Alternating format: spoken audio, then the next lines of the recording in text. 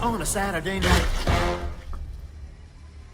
Hello guys, this is the Gaming Revolution here and welcome back to an all new Black Ops 3 Zombies video, and today we're going to be discussing the idea of whether we've already broken the cycle on Mob of the Dead that could possibly also break the overarching cycle that is the cycle that starts and ends essentially with Revelations. Now once again, this is another pre-recorded video. I'm currently on holiday at the time you're watching this video, so I do apologise if you're wondering why I'm not staying up to date with any new news or information, or if any new trailers have dropped and you're wondering why I've not been covering them. That is indeed why, but I'll be covering absolutely everything once I am back. And also, if you do go on to enjoy this video, by the end of it, make sure to drop a like down below. Let's try and go for 1,115 likes on today's video, as well as subscribe to the channel so you never miss a future upload here on the channel, and don't forget to turn notifications on to ensure furthermore that you never miss an upload. But with that all out of the way, let's get straight on into the video. So the reason why I decided to bring up this discussion, of which people have been discussing ever since Revelations, people have been talking about this idea for a very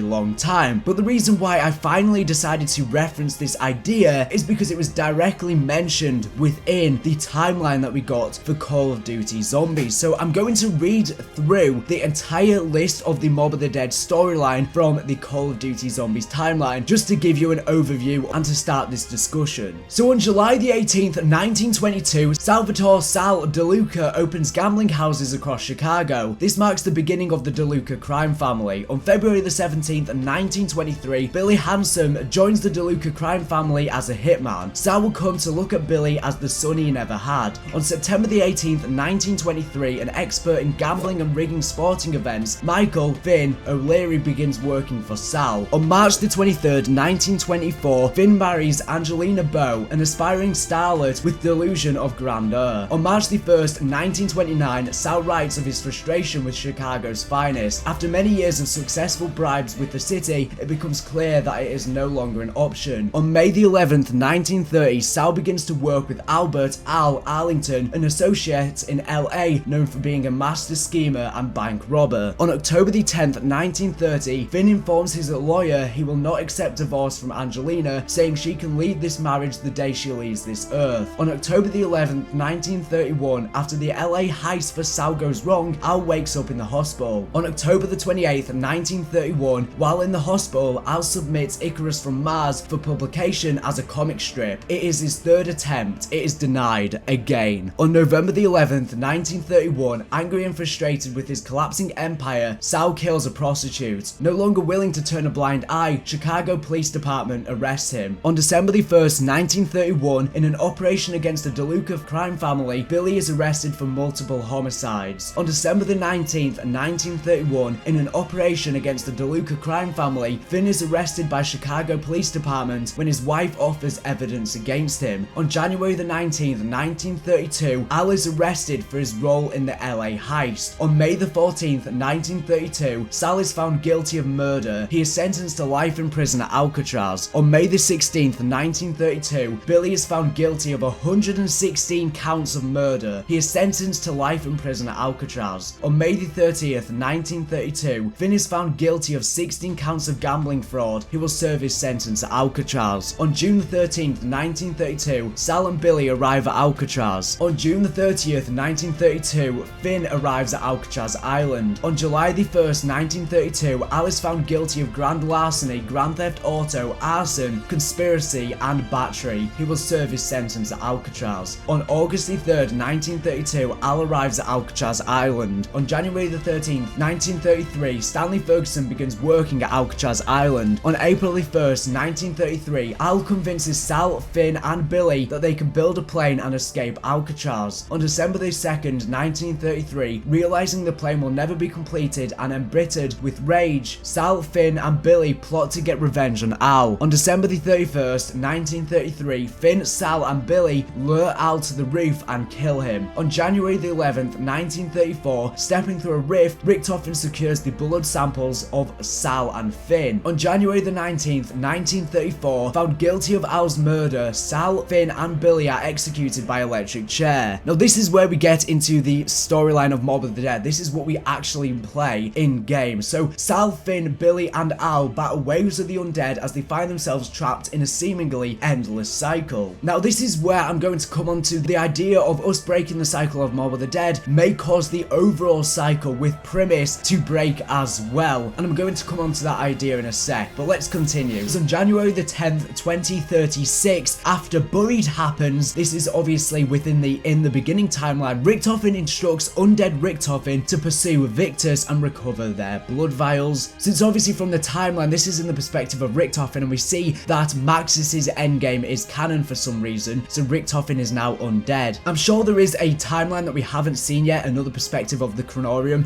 where Richtofen's endgame is canon. That could be what we see within the next game or something. But then on January the 19th, 2036, Primus Richtofen begins to manipulate Stullinger, opening a rift for Victus to begin their new journey. Pursued by undead Richtofen and an army of the undead, Victus enters the rift. On January the 19th, 2036, Maxis destroys Earth and all its surviving inhabitants. However, within Dimension 63, on June the 4th, 1914, Richtofen is then visited by another version of himself. Now this other version of himself is the undead Richtofen, who hands him some blood vials. He explains, "You will need this blood. When the time comes, it will protect you," before stepping back through the rift. Now these blood vials are obviously of Sal and Finn from Mob of the Dead, which undead Richtofen collects for Primus Richtofen, who hands the blood to him prior to Origins. That's why Richtofen already has the blood prior to Origins. Then on April 16th, 1940, Richtofen arrives in Dimension 63, where he contacts members of the Illuminati and enlists their help to build a laboratory facility beneath Alcatraz. This Richtofen is the undead Richtofen. Then on April the 18th, 1940, Richtofen meets with Stanley Ferguson and convinces him to assist with the Illuminati's construction of the Alcatraz laboratory. Then on July the 3rd, 1941, Stanley Ferguson reports that the laboratory has been completed and that the subjects will be placed in the stasis chambers upon arrival. Then on July the 4th, 1941, Richtofen returns to the lab under Alcatraz, where he meets Victus, arriving from the empty Earth with the Chronorium. Upon reading the Chronorium, Richtofen discovers numerous timelines documenting their fates and learns about the blood vials. He would later write on this page, "I know now what I must do, Edward Richtofen, 4th of the 7th, 41. Now Richtofen then enters a rift to acquire the blood of Sal and Finn. This is the one that just read the Chronorium from the transit crew. So he went through a rift and collected the blood samples after the characters died. This is before they enter the purgatory-like realm and enter the cycle. Now bear in mind, this is before January the 19th, 1934, where Sal, Finn and Billy are executed by electric chair, found guilty of Al's murder. So he collects the blood samples from them whilst they're still alive. Now jumping forward, after Richtofen has collected the blood, what he then does is he then goes back to his younger self and gives the blood to the Primus Richtofen prior to Origins, and that's what I talked about earlier. That's what he then does. So then Victus is placed on ice to be kept safe until they are needed next. Then on July the 4th, 1941, Primus arrives to collect the Victus blood samples from Richtofen. Following Primus's departure, Richtofen learns the location of the summoning key and travels to his next location. And then on October the 1st, 1943, Stanley Ferguson leaves employment at Alcatraz, and then it gets into the whole storyline of Shadows of Evil, which I'm not going to delve into. Now the whole reason why I just recapped on the entire timeline of Mob of the Dead, I felt like that was important for the topic of this video. Now here's the reason why I think this is very significant. As I said, within the timeline, it says Sal, Finn, Billy and Al battle waves of the undead as they find themselves trapped in a seemingly endless cycle. This is after our characters die at Alcatraz. They end up stuck within this purgatory-ish realm. Now I believe that Dr. Monty is the controller of this realm, and he's the one who sort of created this endless loop that is Mob of the Dead. He's the one who's gotten our characters trapped within this endless cycle due to the bad things that they have done. They're obviously all criminals, and similarly we have Shadows of Evil. Shadows of Evil was all set up by the Shadow Man. Our characters on Shadows of Evil wouldn't have even done the crimes that they did if it wasn't for them getting set up by the Shadow Man. And obviously because they have done bad things within their lives, the Shadow Man then uses this to sort of shift Shadows of Evil or Morgue City from reality to create Shadows of Evil. Although it's in Dimension 63, it's essentially a separate pocket from that universe, although it's still within the universe itself. And this is the exact same thing with Mob of the Dead, but the eye colours are yellow within Shadows of Evil, but they're instead red within Mob of the Dead, and I'm pretty sure that this is because of Monty. A lot of people have been thinking this as well, but we're going to have a whole video about this either before this video goes live or after it. Now, I think that Monty set up Mob of the Dead because Monty and the Shadow Man are essentially the same person. They're like mirrors of themselves. We hear this quote on Revelations, which I'll let you guys listen to right now.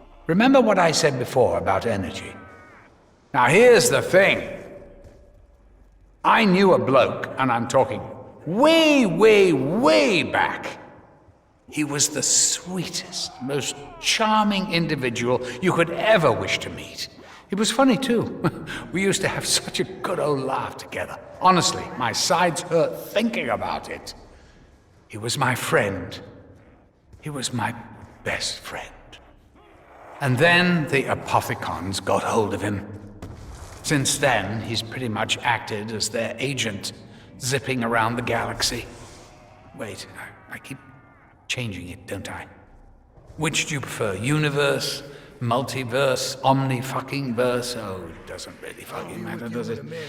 Yeah, let's get on with it. Short version is, he's no longer sweet, charming, or funny. Since then, he's pretty much acted as their agent, zipping around the galaxy. Wait, I keep changing it, don't I? So which do you prefer? Universe, multiverse, omniverse? It doesn't really matter, does it really? Short version is, he's no longer sweet, charming, or funny. He's what brought them here when he escaped the key. This quote essentially says that they were once the same person, but it's almost as if they've split off into two separate entities. We know that the Shadow Man and Dr. Monty were both keepers at one point, but the Shadow Man became corrupt by the Dark Ether, and then he went on to become one of the leaders of the Apothicons. Now, as for Dr. Monty, we don't know if he is still a keeper or not. For all we know, he could be an Apothicon, or he could be some other subdivision that has devolved from the keepers that we just haven't learned about yet, and we could learn about within the next Treyarch game. Now, I think the fact that they were both once the same person means that they are both evil. Personally, I think they are both evil. We just don't know who's the most evil out of both of them. But I think the fact that the Shadow Man set up Shadows of Evil in the same way that Mob of the Dead has been set up definitely signifies that Monty set up Mob of the Dead. As for the reason, I think it's different to the reason for why the Shadow Man set up Shadows of Evil. The Shadow Man set up Shadows of Evil because he wanted to trick our characters into helping him out so that he could unleash the Apothicon Overlords and so that they could grant access to Dimension 63. Now, obviously, the Keepers then stepped in and helped out our characters to fend off against the Apothicons, and then we managed to do that successfully, but then obviously Richtofen came in and stole the summoning key at the end of the cutscene. But I think that Monty set up Mob of the Dead for a different reason, and I think the reason why he set it up was a test stage. He could test out this idea of the cycle that he wanted to have for this big overarching cycle that is essentially started and ended with Revelations. Since our characters are sent back as the medieval crew, and then obviously thousands and thousands of years later, Origins then happens and the cycle restarts. And I think that Monty created Mob of the Dead as a test to see if this cycle idea would work, because he wants to protect his perfect world, he wants to protect the house, he wants to create this perfect world for himself. We still are unsure on Monty's true intentions. We don't know what his agenda is, we don't know what his purpose is, but as I said, I'm going to be making a whole video about this. But Monty is a very ambiguous character. We don't know what his intentions is. We know he wants to create this perfect world, but we don't know the true purpose to it. A lot of people think he is evil and that he shouldn't be trusted, but we don't truly know. Although he is a godlike figure, I think there is an evil side to him. So as I said, I think he set up Mob of the Dead so that it could be a test for this big cycle, or loop, or whatever you want to call it. But within the zombies timeline, as I said, it says that Sal, Finn, Billy and Al battle waves of the undead as they find themselves trapped in a seemingly endless cycle. So within the timeline, it mentions nothing about breaking the cycle of Mob of the Dead. Obviously, Mob of the Dead has two different alternative endings. One of those is to let the cycle continue forever, and that's obviously where our three characters, Sal, Finn and Billy, kill Al in the ending. However, if Al kills our other characters, Sal, Finn and Billy, then you will break the cycle, but it's not mentioned within the timeline at all. Now, we know that the timeline is essentially the chronorium, and whoever reads the chronorium is from the perspective of whoever's reading, and the perspective that we're seeing is from Richtofen. And within the timeline, the Maxis ending is also canon within Buried. The Richtofen ending is not mentioned at all. So there is an alternative timeline that this timeline does not show. And I think that this alternative timeline is when we manage to break the cycle. We have only seen the timeline that shows the cycle reoccurring on Mob of the Dead. We have not seen the timeline where it breaks. And interestingly enough, if the cycle continues within Mob of the Dead, Richtofen afterwards then creates this underground laboratory beneath Alcatraz. And obviously our characters then come in between Zetsubo Noshima and Garrod Krovi and collect the Victus blood vials. So is it not possible that if we stop the cycle from repeating and instead we break the cycle on Mob of the Dead, aka Al killing our other characters within the ending, it stops our characters coming in and getting those Victus blood samples, and this could be how we break the cycle. We may have an alternative timeline where we break the cycle on Mob of the Dead, which as I said breaks the overarching cycle, and that could also be the timeline where instead of the Maxis ending being canon within Black Ops 2, it's instead the Richtofen ending which is canon. It switches. Now again, this is just a theory, I could be wrong here. We may have to break the cycle in some other way within the next Treyarch game. We may have already broken it within Mob of the Dead, I don't know. Let me know in the comment section down below. Do you think we've already broken the cycle on Mob of the Dead that breaks the overarching cycle, or do you think we're going to have to do it by some other means that we haven't figured out as of yet? It'll be interesting to know your thoughts. But anyways, thank you for watching the video. Make sure to subscribe if not for the latest and greatest Black Ops 3 Zombies news information. So anyways, thank you for watching, and bye.